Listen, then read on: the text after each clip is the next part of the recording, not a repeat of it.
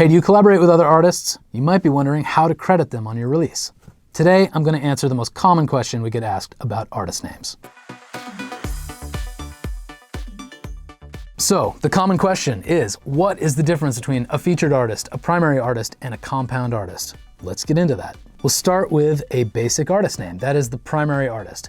If you are a band or if you're a solo artist, great, that's your artist name. Put that in. If it's two or more people that always work together, like Brooks and Dunn or Simon and Garfunkel, they would still have a single artist name, but it's often referred to as a compound artist, which is two or more names that are connected by and or an ampersand. If you have a compound artist name, it's important to know that when you're signing up your music for distribution, you'll probably be asked to provide a URL to a website that proves that these multiple names are always listed together as a single band name. If you're a solo artist who has a backing band and you usually work together, like Tom Petty and the Heartbreakers or Bruce Springsteen and the E Street Band, simple, still just one primary artist name.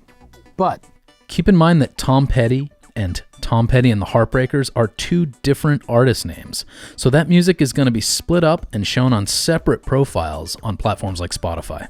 If you get into the territory where it's two or more artists who don't often work together and they want co-equal billing, like Robert Plant and Alison Krauss, or Diplo and Justin Bieber, well, you need to list them in the metadata for your release as multiple primary artists.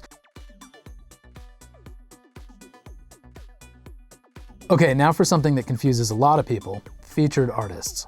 This is basically a special appearance. It's for someone who did something really cool on your track, but they don't quite deserve top billing. It's about putting the spotlight on one or two people, not everyone who is involved in the recording. Don't put the beat maker, don't put the background singer. Again, it's about a spotlight. And if they happen to have a sizable following, cool. So hopefully that helps clarify what the difference is between a featured artist, a compound artist, and a primary artist.